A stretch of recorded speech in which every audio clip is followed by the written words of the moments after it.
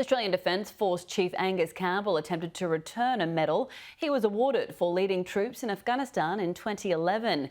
He made the offer in response to the findings of the Brody report regarding war crimes committed by Australian soldiers.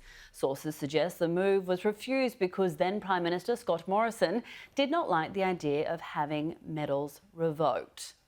There is urgent calls to address a crisis in veterans' mental and physical health, with new data revealing people with past ADF service are twice as likely to experience an anxiety-related disorder. Joining me live is Infantry veteran and Veteran Benefits Australia nurse Brodie Moore. Brodie, I appreciate your time this morning. As we just heard, you have the Defence Force Chief trying to hand back his medal, but it was refused by the government. What message is this giving to other veterans? Well, personally, I feel that this message is deriving from what the current situation with our veterans is going on at this point in time, being that we have very significant increased suicide rates within the veteran community. So that's about 30 per 100,000 people, which is almost double compared to what the civilian populace is. And I feel that this is becoming to the point of being quite distressing, and we need to act. The Department of Veterans Affairs has been under scrutiny for a number of reasons recently. What are the standout issues veterans are facing today? Well, a lot of veterans who end up leaving the Defence Force find that they end up losing purpose. And there was a number which came out about 29% that didn't feel life was worth living once leaving the Defence Force. So, we look at it, and a lot of veterans have been saying back to us that, it's extremely difficult to navigate the claims process, to navigate allied health services with, our current health climate and crisis with GPs. And a lot of our veterans are just finding it extremely difficult, not only with time, but with resources to be seen to and to, get that longevity and that quality of life back. Streamlining compensation claims and connecting veterans to their appropriate support systems have been in the headlines of late. Is this improving, and what support's needed? So I feel when it comes to ADF transitions and DVA trying to streamline and better improve those services, like they're doing it, but I don't feel it's being done quick enough.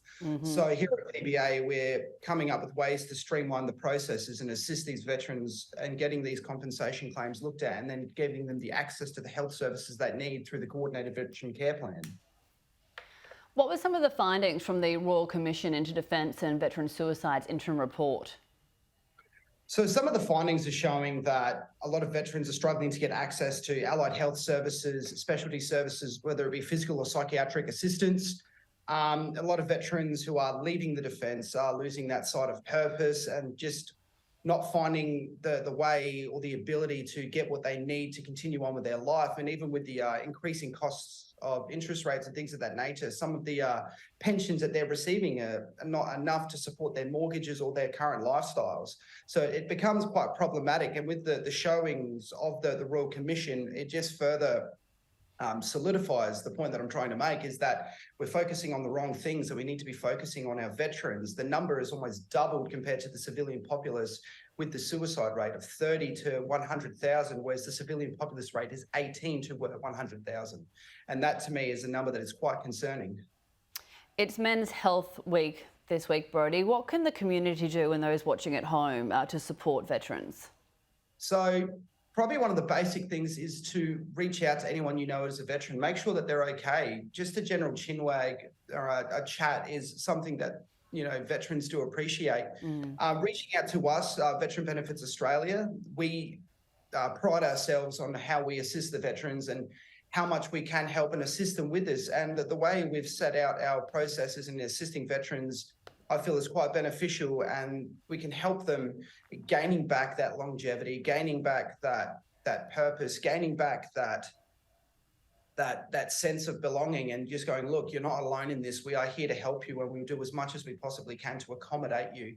So visiting us on www.veteranbenefitsaustralia.com. You can find us on social media. You can find us by word of mouth. We're here. We want to do as much as we possibly can to assist and make sure no one else falls through the cracks. Veteran Benefits Australia nurse Brodie Bush, appreciate your time this morning. Thank you. Thank you so much for having me.